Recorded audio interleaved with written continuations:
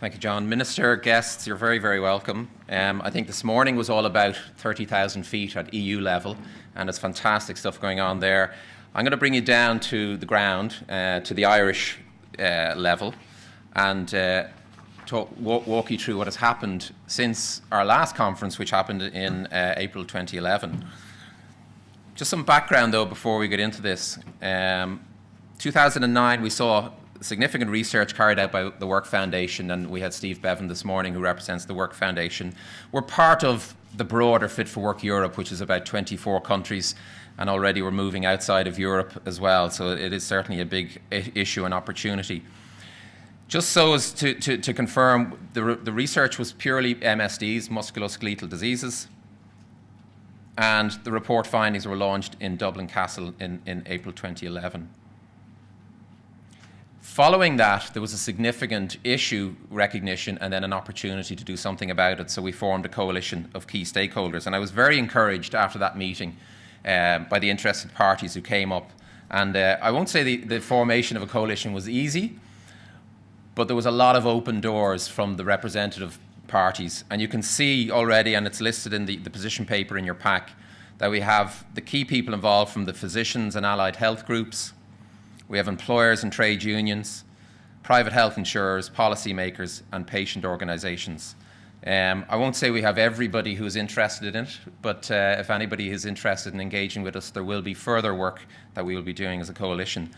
But I think we need to reiterate some of the figures we heard this morning, that MSDs are a significant issue and affecting work.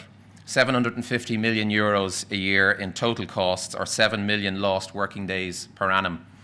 And again, the key figure, which is paid out in illness benefit every year relating to musculoskeletal diseases, is 275 million.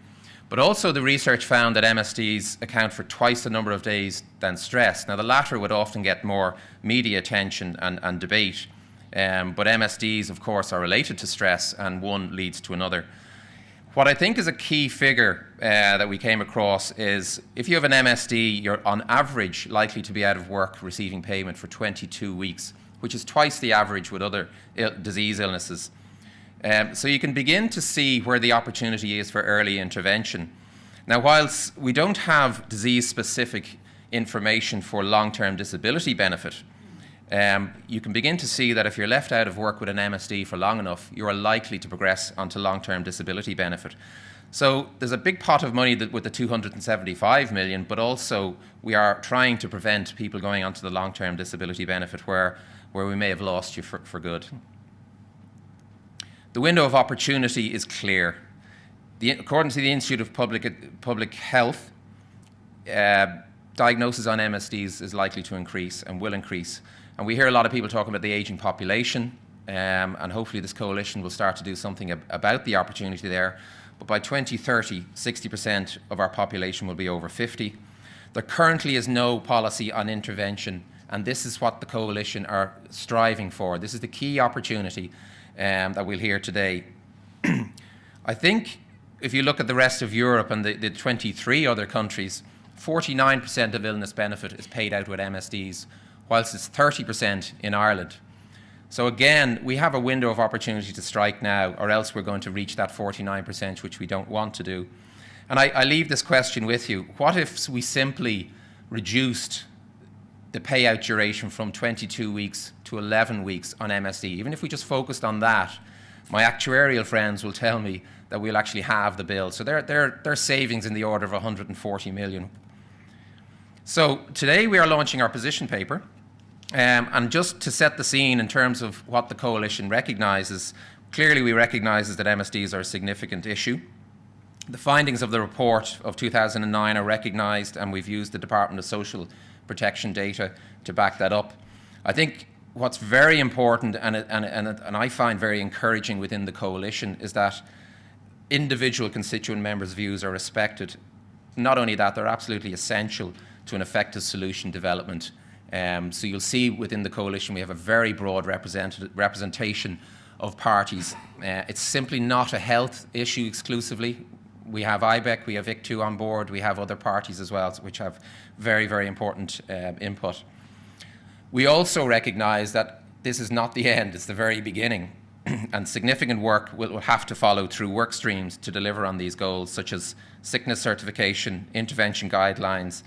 And I think what we need to do is build up Irish-specific case studies. There's a lot of examples outside Ireland. We know this works, but like everything, we like to have Irish-specific case studies. So if there's anybody in the audience that feel we've actually finished the project, we have not. We've just begun, and there will be ample opportunity to engage. We also recognise that many companies do actively manage absenteeism below or in and around 3%. And clearly, if you look at those companies, they have an active employee absenteeism policy in place. So not all companies are affected by it. So in terms of the coalition and the launch of the position paper, first and foremost, we're calling for early and effective intervention. What we need to consider are nationally agreed service standards, and we're proposing a case management intervention type policy. We need to have an opt-in for employees and recognise also that the GP remains the advocate for employees.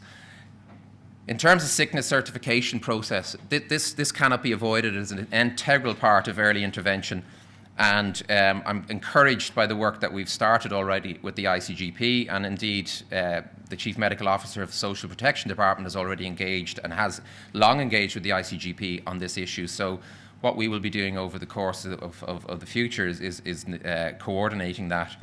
We need to create a new employer and Department of Social Protection certification to facilitate case management. And in terms of an economic model, somebody ultimately has to pay for this, but we need to consider a cost-effective solution for employers. We also need to look at solutions for large employers and small to medium-sized enterprises. We know that many large employers have occupational health facilities in-house and can afford to pay for it and see the good results. But we also recognise that in Ireland there are many small to medium-sized enterprises that simply cannot afford this. So we need to develop a solution, a cost-effective solution for those organisations. And of course, there should be no burden on the employee.